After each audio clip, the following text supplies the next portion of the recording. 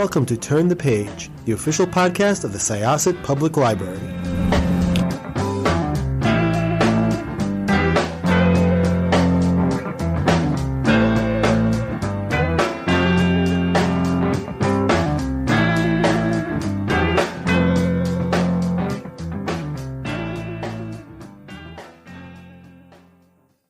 Hi, this is Jessica from Syosset Library's Turn the Page podcast, and my librarian co-hosts today, starting with let's do alphabetical order. So it's R and then S. Sorry, Stacy. Ralph, that's your cue. Yes, hi. Hi, this is Ralph, Media Services. How you doing? And our other co-host is Stacy. That's your cue. I was about to. Stacy Mencher, Reader Services Librarian. And our guest today is... Thank you for having me, first of all. My name is Michael Witwer, and I'm the author of a few books, the most recent of which is called Heroes Feast, the official Dungeons & Dragons cookbook, which I understand we'll be talking a bit about today.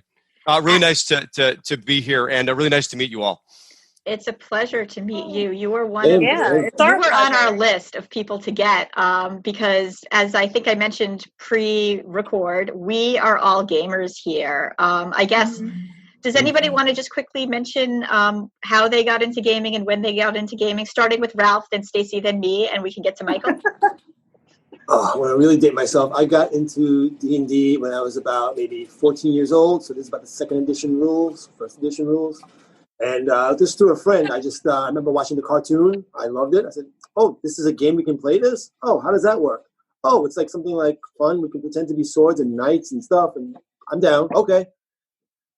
30 years, whatever it is later, still at it. I guess I started, I can't really date myself on this, in high school, being interested in stuff. First, it was an online role-playing community, Gaia Online, if that still exists. And then I got introduced into D&D and other role-playing games through that and in college, and have been trying to successfully do a campaign, although I have done it this year, even in quarantine. Thank you, library programming. My friends suck, and the 2 campaigns we tried failed. And I wanted to get into D&D much earlier, but was just kind of a little shy to figure out how. But I started playing in college, and I started playing D&D and BattleTech. Was it BattleTech? Is that the Mecha one? Simultaneously, and I loved both of them, and wondered why I didn't just jump right in earlier in life. D&D, I started with the 3.5 rules. It's been really instrumental in my life. My husband and I, who met in karate, actually, because he was a bit shy, suggesting that we play D&D together, got us off the boat of just, sort of like smiling and getting awkward around each other. And we're now married with 2 kids, and very recently we introduced them, their 5-year-old twins, to a version of D&D for kids. So we're very excited to be bringing new gamers into the world. And what about yourself, Michael? Those are awesome stories, and they certain parts of each connect with me, certainly. Ralph, you mentioned the cartoon. Yeah. Totally. I grew up with the cartoon also. I was watching that when I started playing. My brother brought me into the game. He's 3 years older than I am, and he's the one that brought me into the game as the dungeon master, and he was kind of experimenting really on us. We were quite young. Too young, to be honest. I bet you I was 6 years old, 6 or 7, when we first played our first campaign. The first adventure actually was the Sinister Secret of Salt Marsh, which was a UK module made around 1980, 1981. And they, of course, recently redid that module for the 5th edition, which was kind of cool. So that was kind of a full circle for me. But so I played younger than I should have been. But again, we were kind of brought into this older group because my brother had been brought in by a kid he knew. There's a local kid in high school. And he was getting rid of his books at the time. And so he sold them to my brother and so forth. And it was a lot of fun. I mean, when you're that age, especially, it doesn't take a lot to really stretch your imagination to make this stuff that's happening very, very real and really, really fun. I continue to play today. I've since played every edition of the game, as well as a lot of other role-playing games. Star Wars, actually, I probably played a lot more Star Wars RPG than anything else. The West End version, so the one that came out in like 87. We played a 10-year campaign of that, and then we played other iterations after that. So I've played kind of a broad range of things, and I've even tried to get my kids. I have 4 little ones, varied ages, 8, 6, 4, and 6, 7 months now. So the older 2, I've been trying to get into a campaign lately that I've been running, kind of basic D&D, kind of modified a little bit, and experimenting with that. We're also painting a lot of miniatures lately, which has been a fun activity we can all do together, especially as we're all kind of holed up in the house during this period. So yeah, it's been quite a ride and really, really fun. Yeah, I'm so happy to have just embraced it. And one of the things that really just kind of spoke to me when we were talking about, just like your book, was how important the food was when you were doing a campaign. Were you ordering pizza? Was somebody cooking a big pot of chili? Because sometimes you're there all day. From like you get there in the morning with your bagels and you leave at night. So food was always really important. So how did this all come about? It's a great question. So yeah, that is funny. You've already extrapolated into the thinking that we immediately got to when we started thinking about what to do with the project. And I say that because we, the author team, didn't come up with the project from the very beginning. It was actually brought to us by our publisher.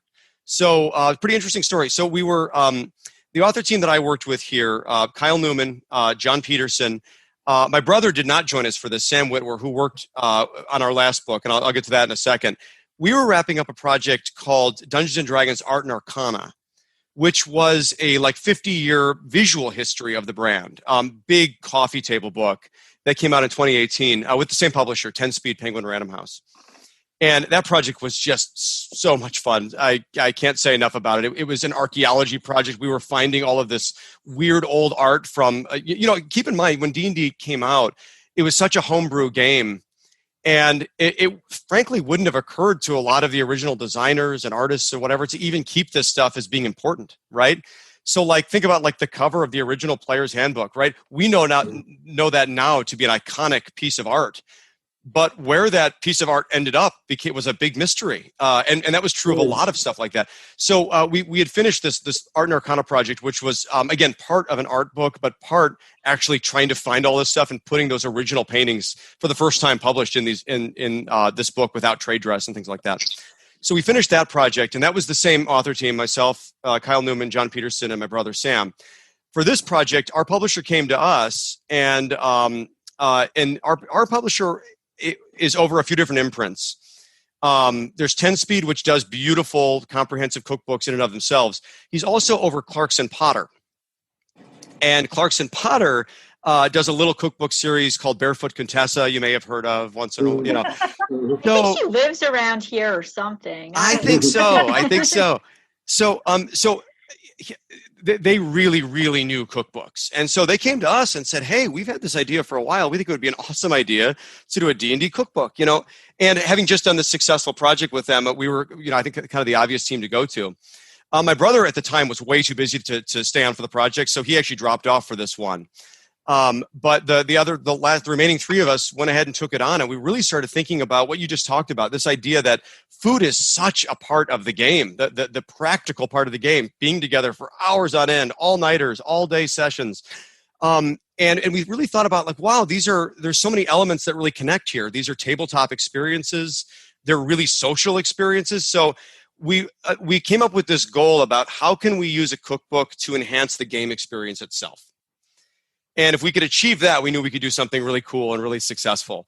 And then, of course, there was a lot of other goals that kind of started to stack up. But that was the fundamental premise. So we started banding these ideas back and forth, both with 10 Speed and with Wizards of the Coast. And we came up with this idea to do this really comprehensive kind of in-world game book where you'd be eating foods that you would find in the various realms of D&D. So that's what we've got here today. That's fabulous. And I've been looking at some of the pictures and some they're gorgeous. Stacy, elaborate, because I'm talking too much. You're not, but I have to say I saw it because I was going to pre-order it, and then my mind kind of went out the window because I also have a little one at home. He's like, I don't even know how old my son is, 10 months, I think. It's great. But the food just looks appetizing, and like it's nice to get a visual for some of the stuff that like, oh, I'm in the tavern and I gotta eat this to build up my mana or something like that, just to see and envision it. I have to say I was looking at the book on Amazon earlier, and some of the reviews, and someone negatively reviewed it saying like, I wanted more photos and this, and another person who I think is a chef was like, oh, it's great. Like, sorry that you rolled a 1 and I got a natural 20. And I was like, that's the best review ever. I'm like, that's hands down, you win. But yeah, the photos look so appetizing. So kudos. Well, thank you. So it's funny. That actually does bring me to another part that I really should have mentioned about how it came about, which is, I mentioned how awesome 10 Speed and Clarkson Potter, their skill level at doing cookbooks. So here's the part that I can't say enough about what they did to bring this thing to life. I know our names are on it. I can't tell you how thrilled I am to just be a part of this, because at the end of the day, what really happened is they built this unbelievable team around this cookbook. We know D&D really well. We knew we could do the research. We knew we could do the thematic development and concepts. But without the professional chef they got from America's Test Kitchen, an individual named Adam Reed, without the professional food stylists and food photographers and set people and prop people. I mean, there was like 15 people on this project working nearly full time to bring together what you see today.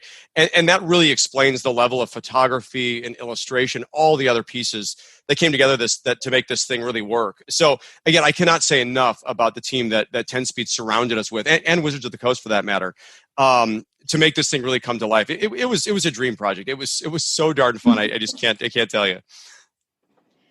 Yeah, it's just the coolest thing. So, do you have a favorite recipe that you've eaten? Yeah.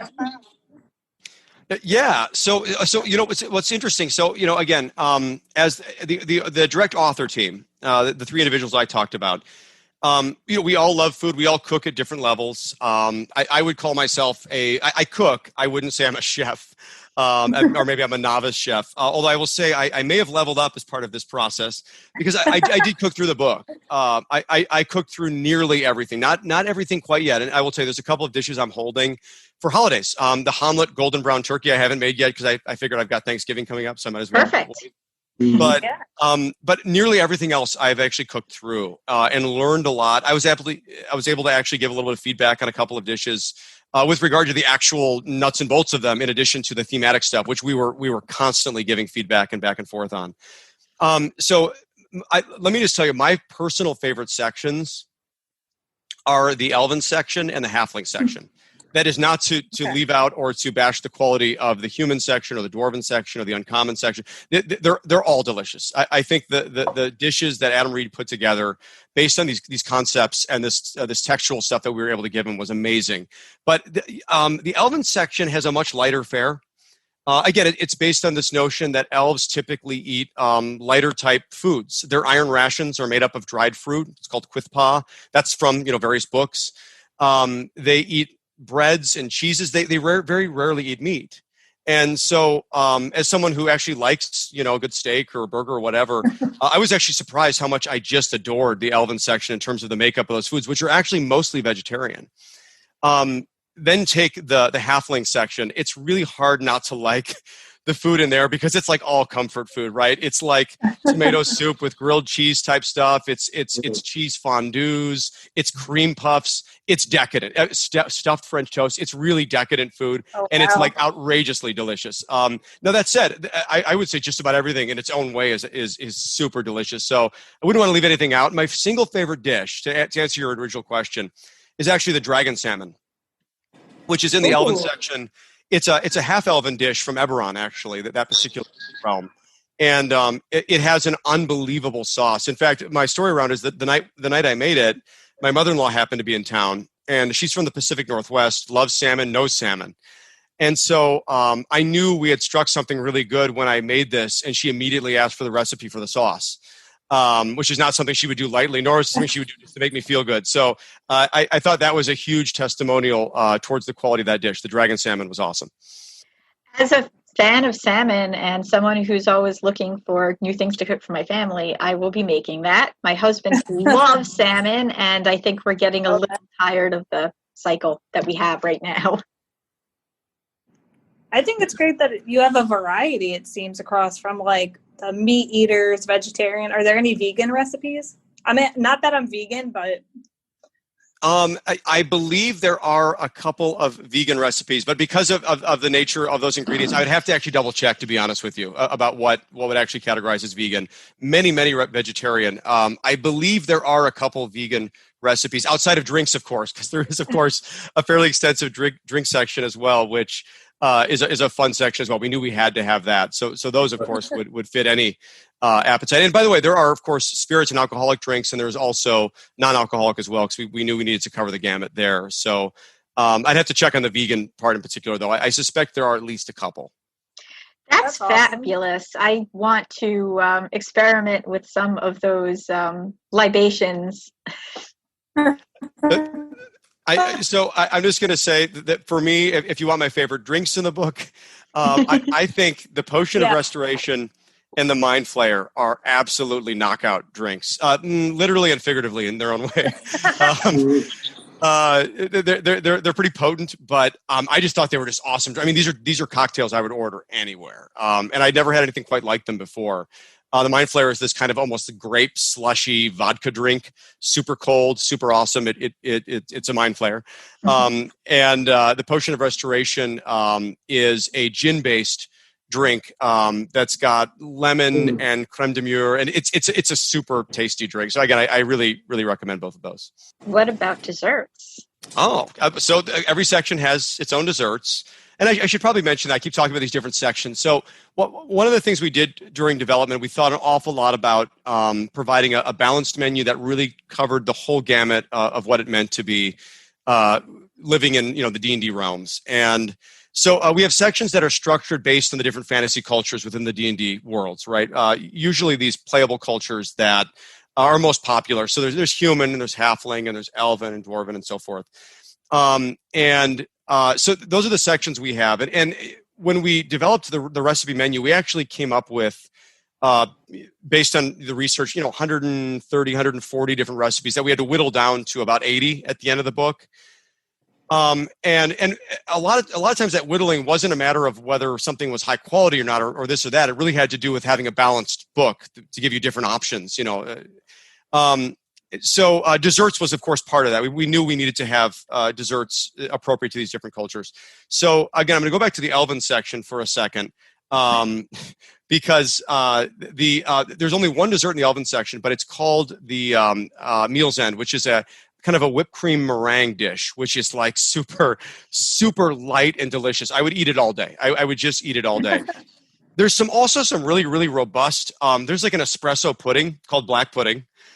Which of course is based on the D&D monster, and then that's a dwarven dish that is an espresso based pudding that, if you like coffee and espresso, is like super, super good. It will keep you up all night though. It's really, really potent.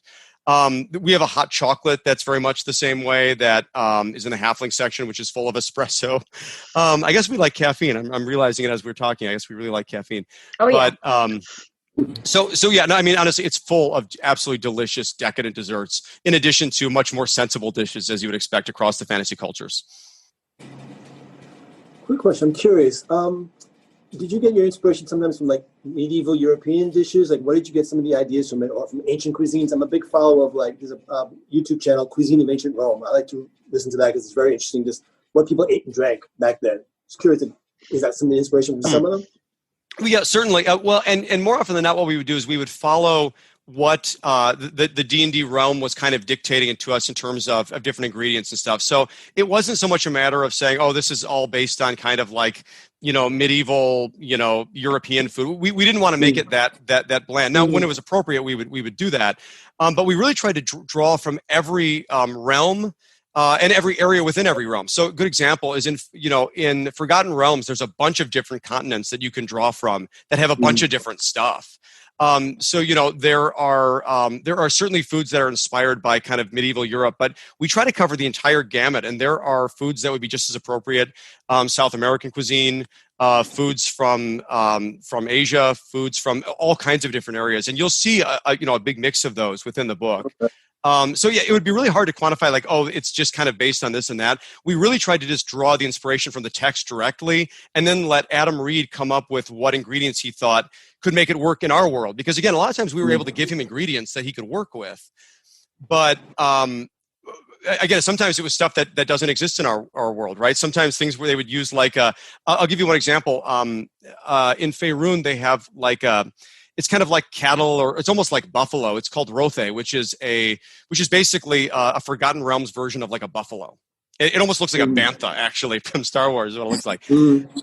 And so they eat these. They raise them in certain areas of the Sword Coast. They raise them underground on an island called Donegarden. So they have these, in a bunch of different areas.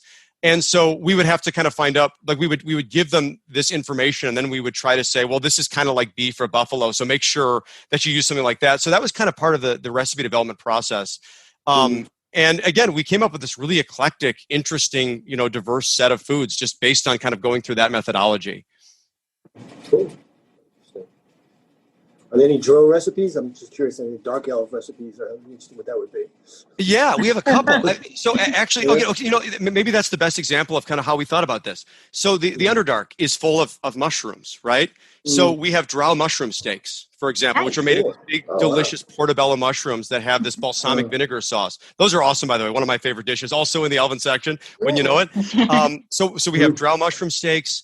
We have deep gnome dishes that are also kind of mushroom-based type dishes that will use various ingredients that are appropriate to those cultures. I'm trying to remember. We have a few, but again, we really tried to cover kind of the entire gamut of different fantasy cultures. And so, yeah, you won't be disappointed no matter kind of what you might play in your personal campaigns. You'll probably find addition there that ports to your particular character.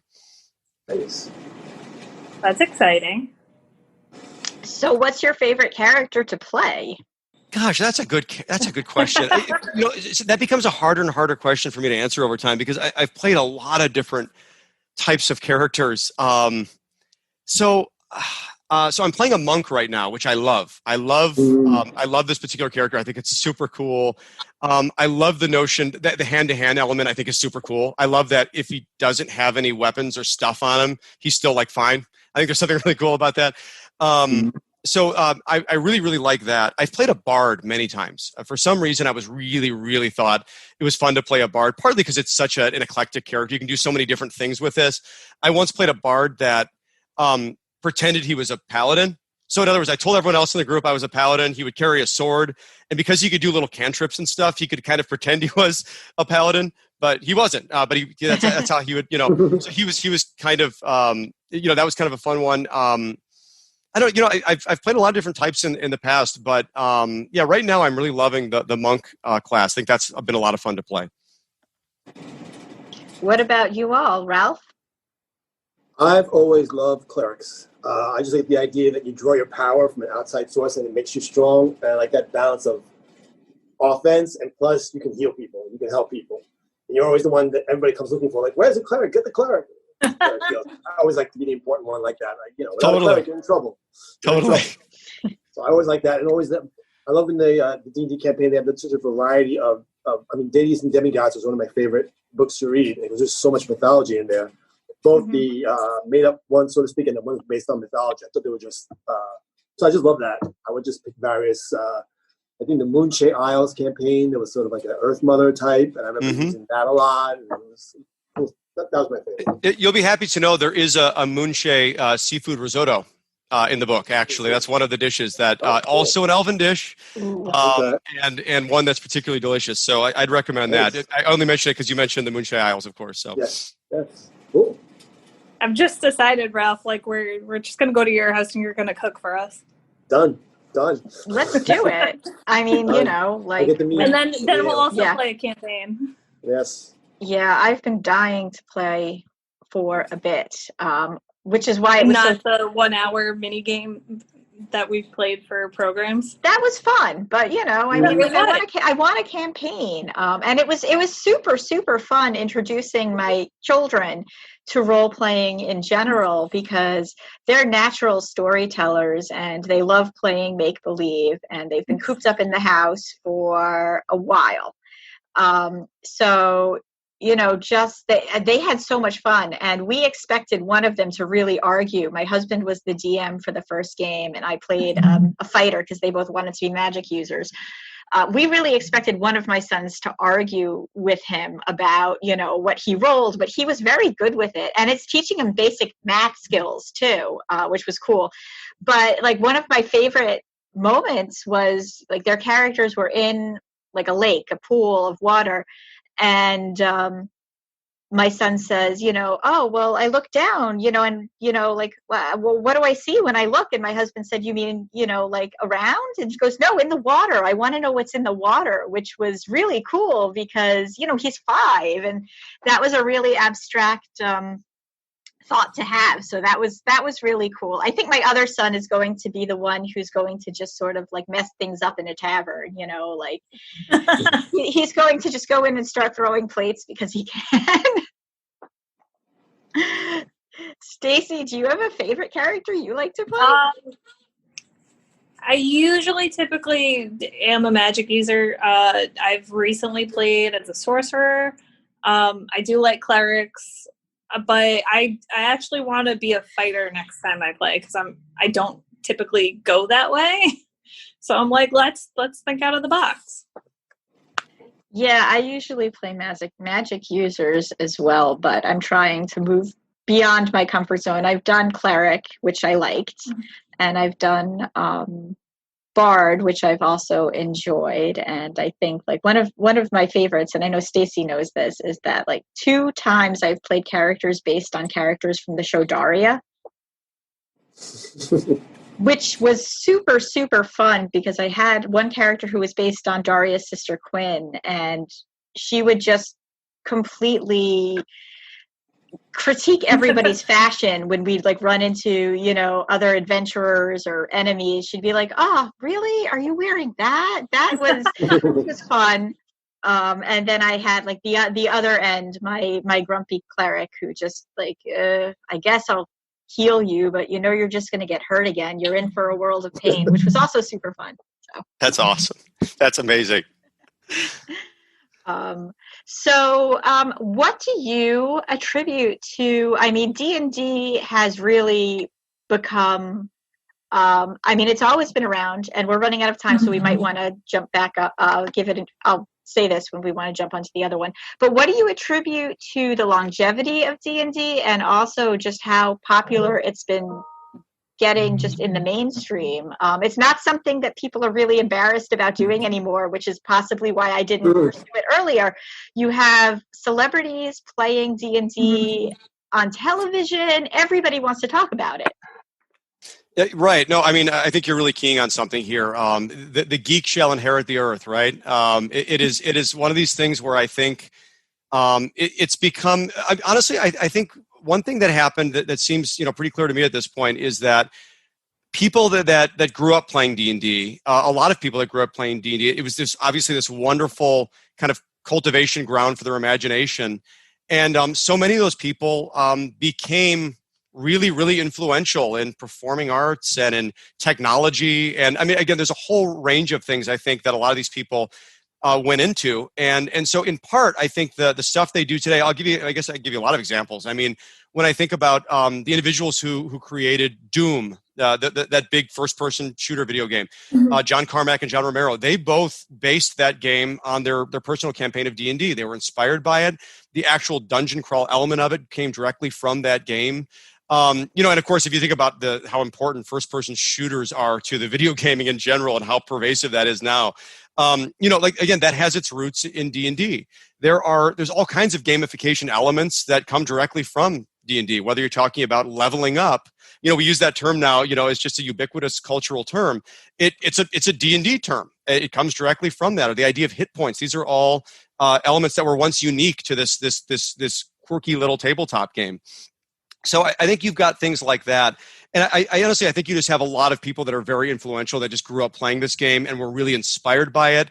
It really kind of leveled up their, no pun intended, leveled up their imagination in such a way, and they were able to kind of pay it forward. And I think that's what we're seeing now, is that those people, you might say a lot of the leading people of the information age were people that happened to grow up playing this game. You have that, and then you have this other element that you can't ignore, which is that the game has become so accessible in so many ways. The design of the game, also the idea of learning the game. There was always a barrier to entry with this game before really streaming started happening.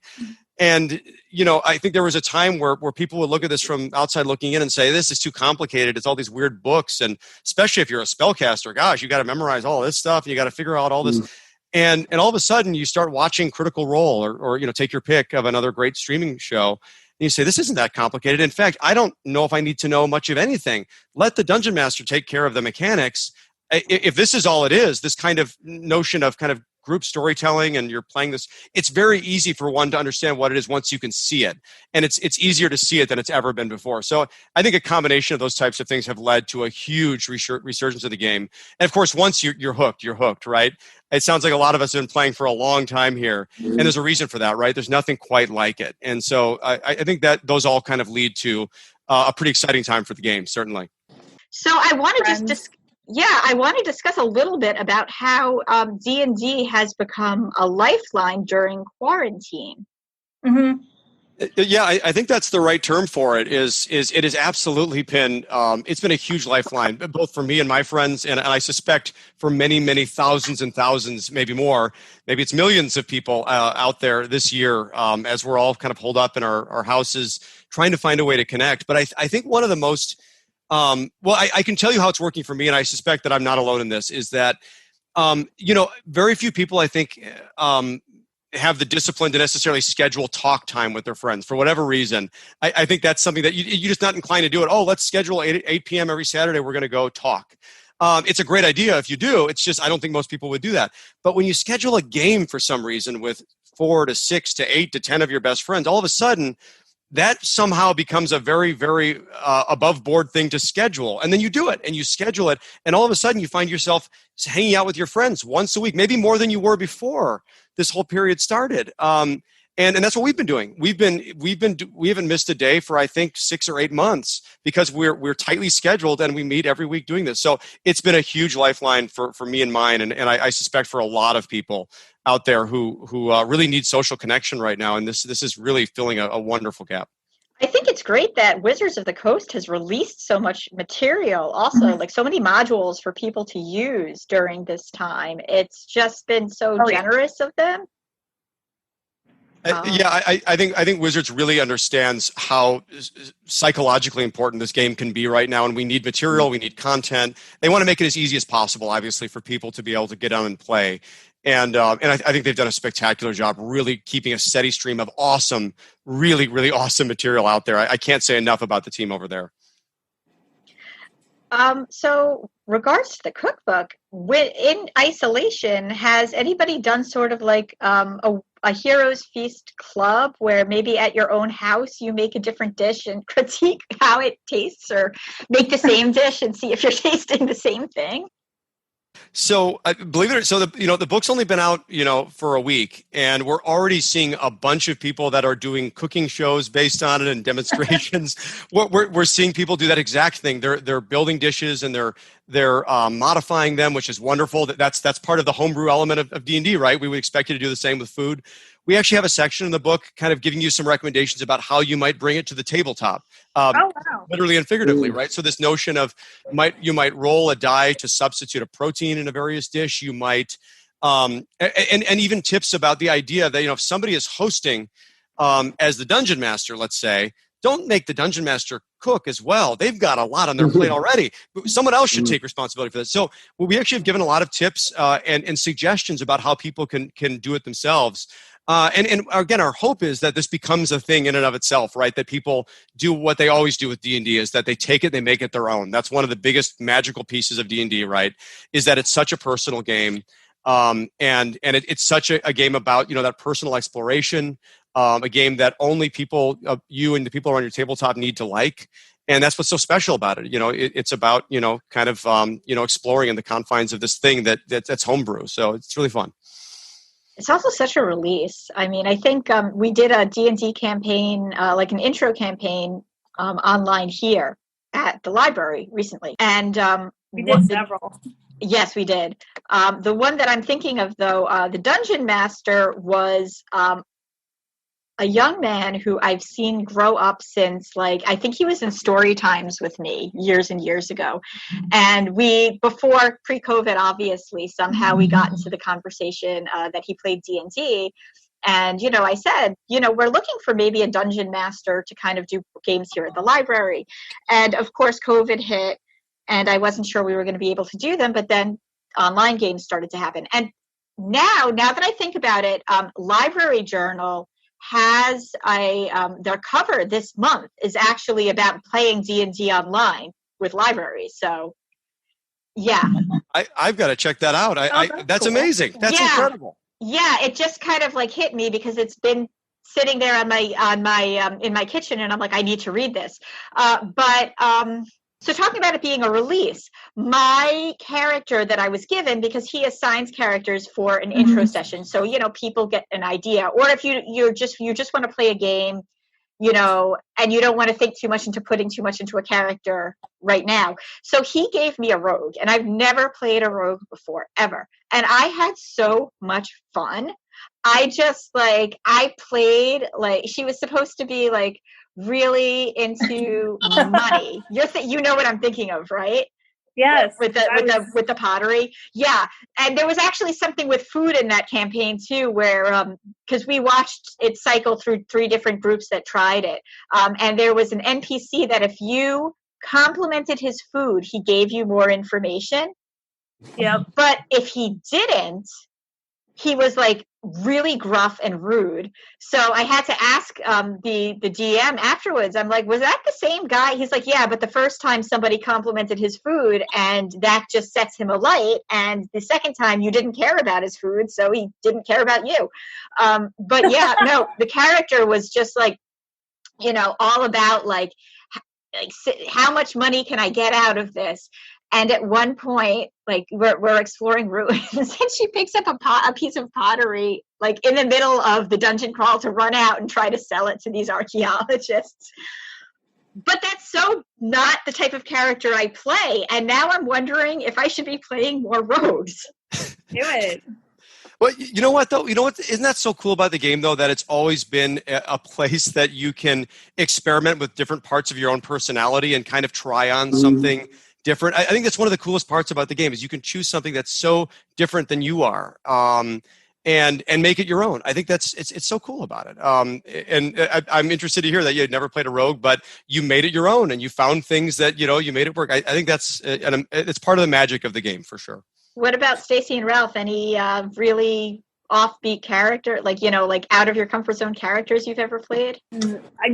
No, I mean, because when we played one of the rounds for the intro, I forgot what he gave me because he needed someone, and I was like, I'll hop in rather than just watching you guys. I think you were a fighter, if I recall. I was, but I didn't. I was just beast mode. Let's do this, fight, and I mean that it's interesting because I'm personality wise, I will jump to fight. I won't just sit on the sidelines with friends and whatnot, but. And now I'm just thinking about how one game when we played, we had the donkey that was grumpy and no one brought it into the room to let it have a nice relaxing rest. But I did it the next round and my donkey was the best donkey ever and carried everything. It was so happy. Not that's a person, but that was cute. But I like it because it's interesting because aside from just building yourself, it gives you other skills aside from math. We have, a writing workshop that's coming up for NaNoWriMo. And we've noticed we've had someone pop in twice because we've done the workshop throughout quarantine life and pandemic life. And he comes in to work on world building for D&D and building his characters and is using writing help to help build his own D&D world, which I think is really cool. And just fair warning for any listener that plays with writer friends or librarian friends, I go apparently crazy with creating backstories for my characters, so do more I. so than any of my friends. Like, we tried playing, what was it? Like right at the beginning of when COVID happened in like March, I tried playing with my husband and 2 friends. And I was like, I'm really sorry I'm late on the backstory. He's like, you gave me like 3 pages. You didn't have to. And I was like, I'm a librarian, deal with it. And this is my character's life, and you need to know it all. What about you, Ralph? I would say we had a D&D club in high school, and the moderator was a woman, and it was I was at an all-boys school, and something happened where basically I kind of drew the short straw, and I had to play a female character, which I had never done before.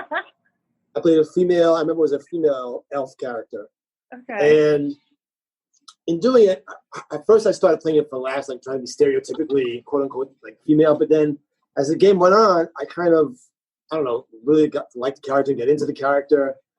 And at the end of it, the moderator, she kind of just told me, like, you did that really well. And the way I just adapted to it. And the thing that got me was that it made me realize, again, I'm 14, 15, so I'm like, women think just like we do, kind of. It's the same thing. There are people that have the feelings that, wow. So now I understand why when I try to get a date, I get like shot down. I see. I'm learning. It was a learning process. Don't come off with just one of those aha moments. I'm like, So that would have been mine. It was really kind of really way to get out of your comfort zone. I've played characters that are like Howard Stern-like characters with like nasty and crude and just nasty, just no filter. And I played very mousy, kind of very quiet, kind of bookish, kind of, and you just kind of like put little elements of your personality into there. It's helped throughout life, in other words. Like sometimes, you put on different places, different people, and D&D kind of like helps you explore that as well. Very therapeutic, in my opinion. Totally. And by the way, to your point, I know that clinicians have used D&D in the last few years. Speech pathologists have used it for various occasions. I believe behavioral health professionals have used it for spectrum disorders and things like that. I mean, like it's become really a remarkable tool to be used in a lot of different ways. And then, of course, on the educational side, it's funny. I think there's a lot of unexplored educational application that and it's it's funny. That's not lost on people that produce D&D. I can tell you the company that obviously originally produced the TSR, they keyed on the applications in education years ago. I mean, like around 1980 years ago, for a long time.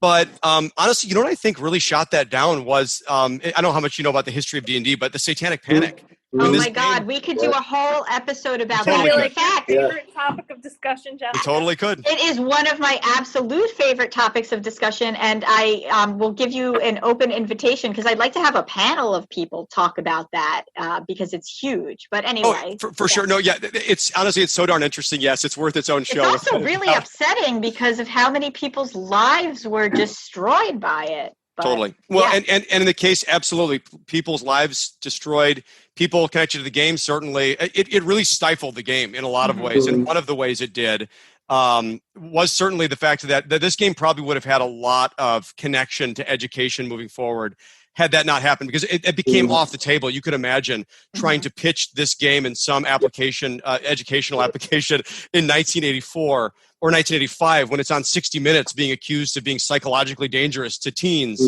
and, a recruitment tool for devil worship. I mean, when that stuff was happening, there was just no way it was going to happen. I think only now is it starting to get really back into play that people are starting to use it that way. Again, I know a lot of people are.